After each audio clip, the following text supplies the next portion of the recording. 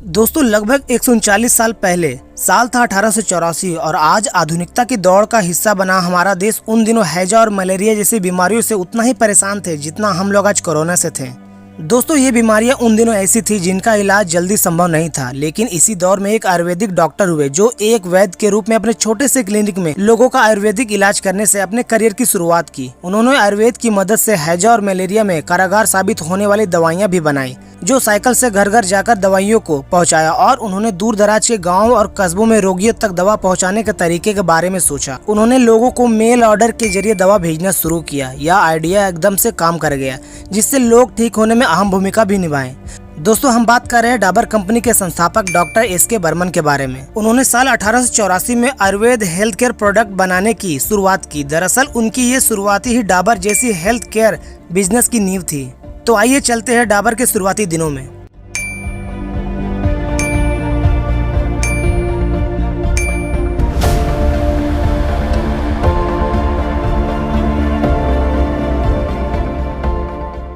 दोस्तों भारतीयों के लिए डाबर कोई नया नाम नहीं है। सालों से इसकी लोकप्रियता इस बात से जानी जा सकती है कि कंपटीशन के दौर में ये अधिकांश भारतीयों का एक भरोसेमंद ब्रांड बना हुआ है। वैसे आप लोगों के मन में ये सवाल आ सकता है कि आखिर कंपनी का नाम डाबर ही क्यों रखा गया। दरअसल कंपनी के नाम डॉक्टर एस.के. बर्मन के डॉक्टर से पहला शब्द लिया गया है और बाकी का शब्द बर्मन से लिया गया है। लेकिन दोस्तों सोचने वाली बात यह है कि पंजाब के पठानकोट जिले के नीम पहाड़ी क्षेत्र धाराकला के गाँव हाड़ा एक 75 वर्षीय महिला जब भी अपने हाथों से बने उत्पादन लेकर बाजार की तरफ जाती तो लोग इनका मजाक उड़ाते हुए कहते कि ये औरत झोला लेकर कहीं भी चल देती है। लेकिन इस महिला ने किसी की एक ना सुनी, अपने बनाए खाद्य पदार्थों को लोगों तक पहुंचाने की कोशिश करती रही। इनका नाम हुआ सुदर्शना। आज सुदर्शना नामक ये महिला कई ग्रामीण महिलाओं के लिए प्रेरणा स्रोत है।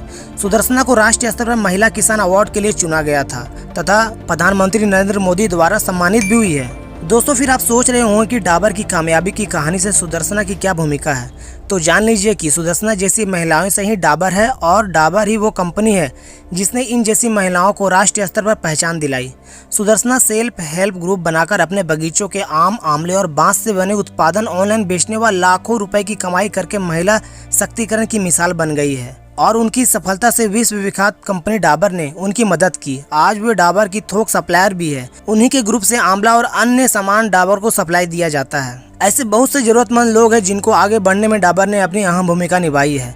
हालांकि यह सच भी है कि इन जैसे लोगों की वजह से ही डाबर आज देश का भरोसेमंद ब्रांड बना हुआ है। दोस्तों डॉक्टर साहब को क्या पता था कि उनके द्वारा रखा गया नाम एक दिन पूरे देश नहीं बल्कि पूरी दुनिया में अपना नाम करेगा। हाथ से ही जड़ी बूटी कूटकर अपने उत्पादन को बनाने वाले डॉक्टर बर्मन के प्रोडक्ट 1996 तक इतने लोकप्रिय हो गए थे कि उन्हें फैक्ट्री डालनी पड़ी थी।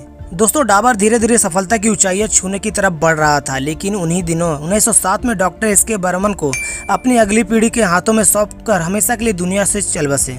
उनके शुरू किए गए इस हेल्थ केयर बिजनेस की बागडोर अब उनके बेटे सी.एल. बर्मन के हाथ में थी। आगे सी.एल. बर्मन की सोच यह साबित करने वाली थी कि वह अपने पिता के इस बिजनेस को कामयाबी की ऊंचाई तक ले जाएंगे या फिर सब कुछ सिमट जाएगा। लेकिन सी.एल. बर्मन ने वही किया जो एक होनहार बेटा कर सकता था। उन्होंने डाबर के लिए रिसर्च लैब की शुरुआत की। इससे साथ ही साथ कंपनी के प्रोडक्शन का विस्तार भी किया। दोस्तों कलकत्ता की तंग गलियों से शुरू हुआ डाबर का सफर दिल्ली के साहिबाबाद की विशाल फैक्ट्री रिसर्च और डेवलपमेंट सेंटर तक पहुंच चुका था। कंपनी का मुनाफा इतना बढ़ गया था कि 1994 में इससे अपने शेयर लॉन्च कर दिए। इधर लोगों का भरोसा भी इस स्वदेशी कंपनी पर बन चुका था। नतीजा ये निकला कि डाबर का IPO 21 गुना ज्यादा सब्सक्राइब किया गया। डॉक्टर बर्मन अपने हाथों से जिन हेल्थ केयर प्रोडक्शन को बनाने की शुरुआत की थी वो 1996 तक इतना ज्यादा बढ़ गया कि उन्हें 3 हिस्सों में बांटना पड़ा। अब Dabur health care, family product और आयुर्वेद प्रोडक्ट जैसे 3 हिस्सों में बंट चुका था। 1998 में बर्मन परिवार पहला ऐसा व्यवसायी परिवार बन गया जिससे खुद को अपनी कंपनी CEO पोस्ट से अलग करते हुए किसी बाहरी कंपनी का CEO चुना। अब डाबर की बागडोर बर्मन परिवार के हाथों से निकलकर प्रोफेशनल के हाथों में सौंप दी गई। इसका नतीजा यह निकला कि साल 2000 में पहली बार डाबर कंपनी का नेटवर्क 1000 करोड़ के आंकड़े को पार कर चुका था। 2005 में डाबर ने 143 करोड़ रुपए के ओडोनिल जैसे हाइजीन प्रोडक्ट बनाने का बलसारा ग्रुप का अधिग्रहण किया। 2006 में डाबर का मार्केट कैप $2 बिलियन पार कर चुका था और 2008 में इस कंपनी ने फेम केयर फार्मा का अधिग्रहण किया। 2010 में डाबर ने हॉबी कॉस्मेटिक नाम की पहली स्वदेशी कंपनी का अधिग्रहण किया। 2011 में डाबर ने प्रोफेशनल स्किन केयर मार्केट में एंट्री कर डाबर ने इसी साल अजंता फार्मा की 30+ का अधिग्रहण भी किया था। दोस्तों डाबर दुनिया की सबसे बड़ी आयुर्वेदिक और नेचुरल हेल्थ केयर कंपनी है। मौजूदा समय में कंपनी अपने 138 सालों के अनुभव के साथ करीब 120 देशों में 250 से भी ज़्यादा प्रोडक्ट्स बेचती है। आज डाबर का विदेशी रेवेन्यू कुल कारोबार के 27% से भी अधिक है।